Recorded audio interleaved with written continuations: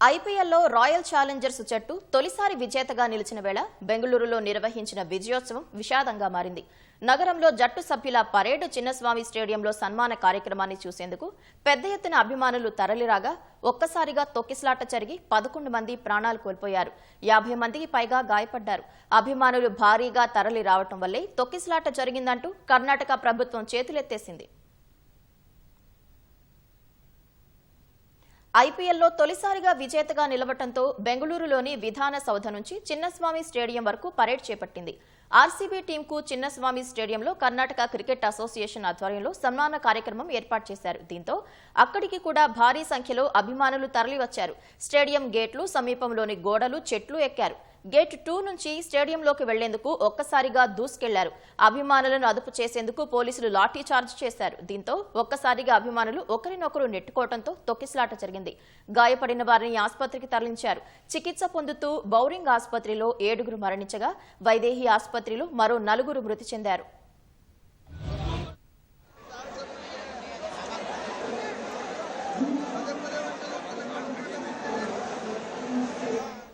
ఈ ఘటనపై స్పందించిన కర్ణాటక ఉప ముఖ్యమంత్రి డీకే శివకుమార్ క్షమాపణ చెప్పారు. భారీగా వచ్చిన జనసంద్రాన్ని నియంత్రించడం కష్టంగా మారిందని చెప్పారు. పరిస్థితి అదుపు తప్పి తొక్కిసలాటకు దారితీసిందని పేర్కొన్నారు. I have spoken to the police commissioner and all the people. I am also going little late to the hospital because now lot of trouble is there. I don't want to disturb the doctors who are trying to take care of the patients, and only the exact number is not been still this one. So we are at it. We appeal to all of them to still to be calm. How many people died? That is why we cut off. Lot of programs were there. We didn't want to continue with the program. Only within 10 minutes with one round we just closed it. And we appeal even in the metros, whatever the metros has been jammed. We are not able to start. We are taking a little bit time to see that everything comes to the normal position. What is at present? Yes. Of course. There is some issues. I will come back to you after I visit the hospital. Sir, only 5,000 police personnel were deployed, sir. What you said, the crowd that came in was running into thousands, sir. Was this enough? It was not thousands, it was lakhs. Sir, what do you want to say to those who are alleging at present, sir? No, they are there to allege. We are there to protect. You are going to a hospital, sir? Yes. You are meeting those patients? Yes. Stadium బయట విషాద ఛాయలు అలుముకున్న లోపల ఆటగాళ్ల సన్మాన కార్యక్రమం మాత్రం యథాతథంగా కొనసాగుతోంది. ఆర్సీబీ ఆటగాళ్లంతా వేదికపైకి వచ్చి కార్యక్రమంలో పాల్గొన్నారు. ఈ వేడుకకు సీఎం సిద్దరామయ్య ముఖ్య అతిథిగా హాజరయ్యారు. ఈ కార్యక్రమంలో తొక్కిసలాటలో మృతి చెందిన వారికి మౌనం పాటించారు. మంగళవారం అహ్మదాబాద్ వేదికగా జరిగిన ఫైనల్లో పంజాబ్ కింగ్స్ పై బెంగళూరు 6 పరుగుల తేడాతో గెలుపొందింది. ఈ విజయంతో 18 ఏళ్ల నిరీక్షణకు తెరదించుతూ బెంగళూరు తొలిసారి విజేతగా నిలిచింది.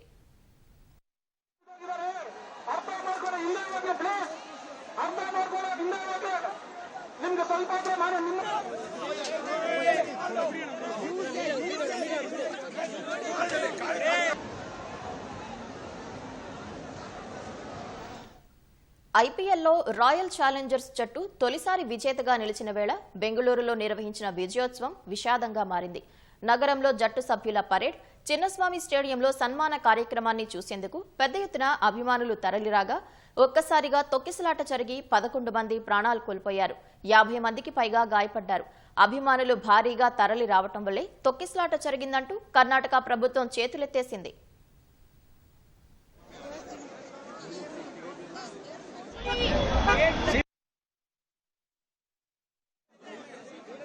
ఐపీఎల్లో తొలిసారిగా విజేతగా నిలవటంతో బెంగళూరులోని విధాన సౌధ నుంచి చిన్నస్వామి స్టేడియం వరకు పరేడ్ చేపట్టారు. ఆర్సీబీ టీంకు చిన్నస్వామి స్టేడియంలో కర్ణాటక క్రికెట్ అసోసియేషన్ ఆధ్వర్యంలో సన్మాన కార్యక్రమం ఏర్పాటు చేశారు. దీంతో అక్కడికి కూడా భారీ సంఖ్యలో అభిమానులు తరలివచ్చారు. స్టేడియం గేట్లు, సమీపంలోని గోడలు, చెట్లు ఎక్కారు. గేటు 2 నుంచి స్టేడియంలోకి వెళ్లేందుకు ఒక్కసారిగా దూసుకెళ్లారు. అభిమానులను అదుపు చేసేందుకు పోలీసులు లాఠీ చార్జ్ చేశారు. దీంతో ఒక్కసారిగా అభిమానులు ఒకరినొకరు నెట్టుకోవడంతో తొక్కిసలాట జరిగింది. గాయపడిన వారిని ఆసుపత్రికి తరలించారు. చికిత్స పొందుతూ బౌరింగ్ ఆసుపత్రిలో 7 మరణించగా వైదేహి ఆసుపత్రిలో మరో 4 మృతి చెందారు.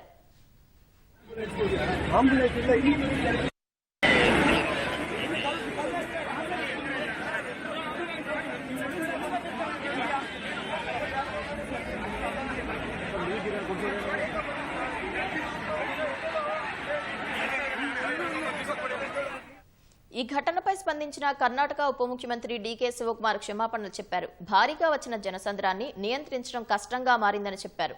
పరిస్థితి అదుపు తప్పి తొక్కిసలాటకు దారితీసిందని పేర్కొన్నారు.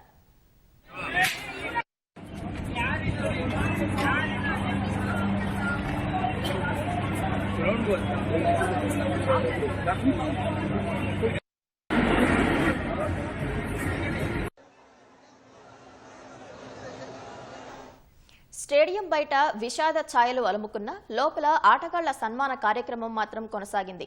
ఆర్సీబీ ఆటగాళ్లంతా వేదికపైకి వచ్చి కార్యక్రమంలో పాల్గొన్నారు. ఈ వేడుకకు సీఎం సిద్దరామయ్య ముఖ్య అతిథిగా హాజరయ్యారు. ఈ కార్యక్రమంలో తొక్కిసలాటలో మృతి చెందిన వారికి మౌనం పాటించారు.